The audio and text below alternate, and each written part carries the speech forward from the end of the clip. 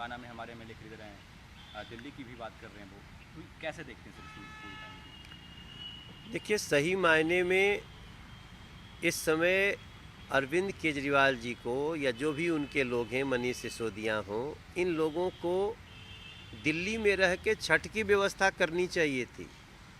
आज छठ व्रती रो रहे हैं, जमुना जी पे प्रतिबंध लग गया फिर से। और क्यों लगा कि हम जाकर जमुना के तट की सफाई करने लगे, उसमें कुछ अधिकारी भी आए। तो इस नाते कि तुम जमुना का सफाई क्यों कर रहे हो, जमुना की जांच पड़ताल क्यों कर रहे हो, सबको डराना धमकाना। और ऐसी स्थिति में आज दिल्ली की चिंता न करके इनका गुजरात घूमना, आज दिल्ली की छठ की व्यवस्था की बात न करके इनका राजनीतिक फिजूल बातें जिसका कोई सच्चाई से लेना देना नहीं है, ये सब करने में लगे हैं, क्योंकि उनका इंटरेस्ट ही नहीं है कि दिल्ली के छठ व्रतियों को सुविधा दिया जाए। वो तो धन्यवाद एलजी महोदय का कि इसके बावजूद भी उन्होंने कुछ करा दिया। मैं तो कहता हूं अरविंद केजरीवाल जी, आपके पास कोई डिपार्टमेंट तो है नहीं, आप मुख्यमंत्री तो हैं लेकिन बिना विभाग के मुख्यमंत्री हैं। आज जहां यमुना जी में पानी छोड़ना था, यहाँ के पोल्यूशन को ठीक करना था, आज दिल्ली का एक्यूआई 500 के आसपास पहुंच रहा है।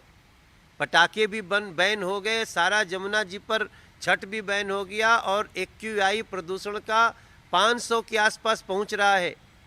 तो कहाँ हैं, क्या कर रहे हैं? ऐसी में स्थिति में अगर आप बिना विभाग के मुख्यमंत्री, आपको दिल्ली से मतलब नहीं तो चले जाइए पंजाब के मुख्यमंत्री बन जाइए, क्योंकि पंजाब तो आपके मान साहब चला नहीं, वो भी आपके साथ गुजरात घूम रहे हैं। पंजाब, आप पंजाब के ही बन जाओ, कुछ तो करो। मनीष सिसोदिया को बोलिए कि आकर के यहाँ के प्रदूषण की समस्या को तो देख ले, कोई तो देखे। मेरा मानना है कि ये लोग अब दिल्ली के अपराधी हो गए हैं और विश्वास रखिए कि इनकी उलूल जुलूल बातों को अब दिल्ली न तो सुनेगी न तो आगे इन लोगों को बख्शने वाली है। एक साल पहले अरविंद केजरीवाल जी ये कहा गुजरात में, और आज दिल्ली के सीएम केजरीवाल जी एक टोल फ्री नंबर निकाला है कि आप गुजरात के सीएम फेस के लिए आप हमें मिस कॉल करें। कैसे देखते हैं सर? ये जहाँ के सीएम हैं वहाँ पे तो एक नंबर जारी कर दें। और मैं इसलिए तो कह रहा हूँ, भगवंत मान से तो पंजाब चल नहीं रहा, तो अरविंद केजरीवाल ही चला लें। यहाँ तो किसी काम के हैं नहीं, यहाँ कोई सहायता करने के लिए अरविंद केजरीवाल है नहीं दिल्ली वालों को। और सिर्फ राजनीति की बातें करते हैं, सिर्फ राजनीति की बातें।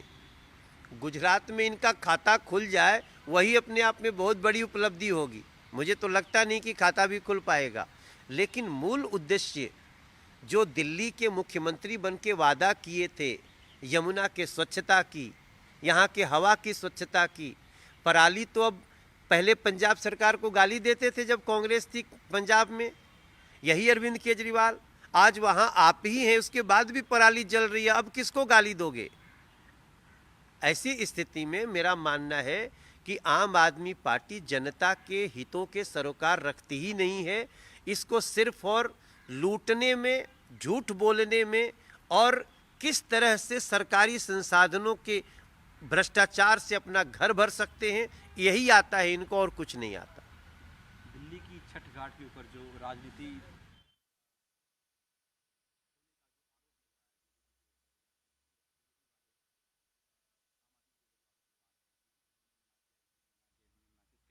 पूरे प्रदेश को? दिल्ली के मुख्यमंत्री अरविंद केजरीवाल हैं। यमुना जी दिल्ली सरकार के अंतर्गत है। अगर इसके बावजूद भी वो दूसरों पे दोषारोपण करते हैं तो दोषारोपण करने से पहले अपनी अकर्मण्यता को सामने लाते हुए उनको इस्तीफा दे देना चाहिए दिल्ली के मुख्यमंत्री पद से। मुख्यमंत्री दूसरों को दोष दे, इससे निर्लज्ज व्यक्ति कोई दूसरा नहीं हो सकता। आप पूर्वांचल बिहार से बिलोंग करते हैं, आप जिस एरिया से बिलोंग करते हैं, छठ की काफ़ी महत्व है। तो छठ तो कल से ही शुरुआत हुई, आज खरना है, कल पहला अर्घ होगा, फिर छठ की समाप्ति होगी, उसके अगले दिन सुबह में अर्घ करके।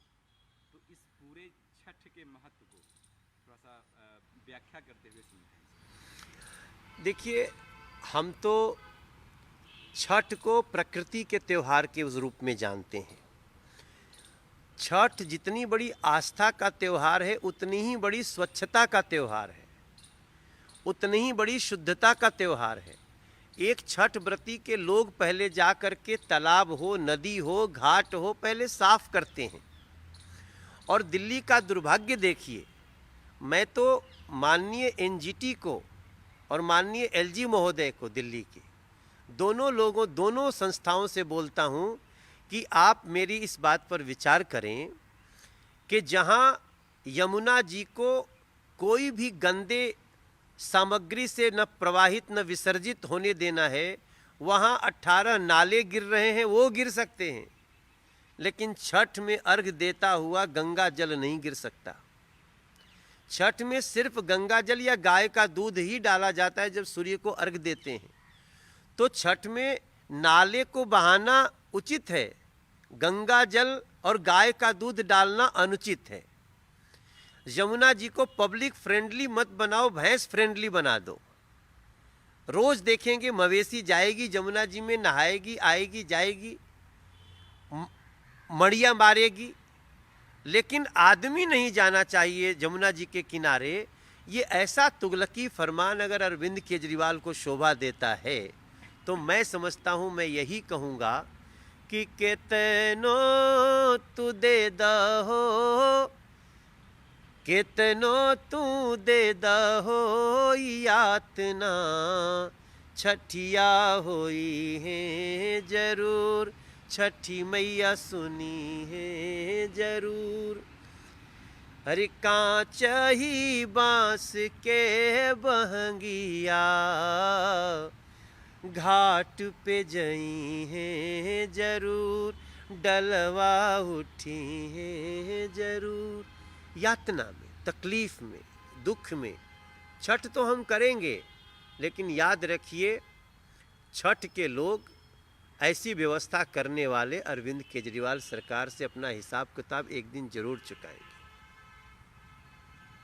सर, आप एक एमपी के साथ साथ एक सिंगर भी थे पहले, तो अभी भी हैं, अभी भी गा रहे हैं। एज ए सिंगर अपने ऑडियंस को कुछ गाकर सुनाइए। और जो आपके संसदीय क्षेत्र में जो यूपी बिहार के लोग रहते हैं, उनके अपने भाषा में, भोजपुरी में, मगही में कुछ बोलिए सर छठ के लिए।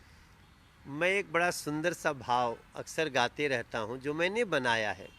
पारंपरिक भी बहुत कुछ है, जो मैं गा रहा था वो पारंपरिक है। मैंने एक गीत गाया है कि सात ही घोड़ा केरा रथवा, रेशमवा के डोरियानु हो, ताही पर आदित बाबा यही है असवार, अरघिया के बेरियानु हो। पनिया में ठाढ़ बरती जो हेली, सूरज के असरवानु हो, आदित्य बाबा जल्दी जल्दी उगा जमुना घाट, अरघिया के बेरियानु हो। जाके साफ कर वो घाट और किनारे, कि छठी माई के परबियानु हो। ये हमारी प्रार्थना है। और सबसे बोलता हूँ, कितनी भी रोक टोक लगा दें, जहाँ भी अभी छठ घाट हो रहा है वहाँ पे आप लोग छठ करिए और छठ माँ से प्रार्थना करिए। और छठ करने के पहले भी, छठ करने के बाद भी सफाई करना न भूलें। यही हमारी छठ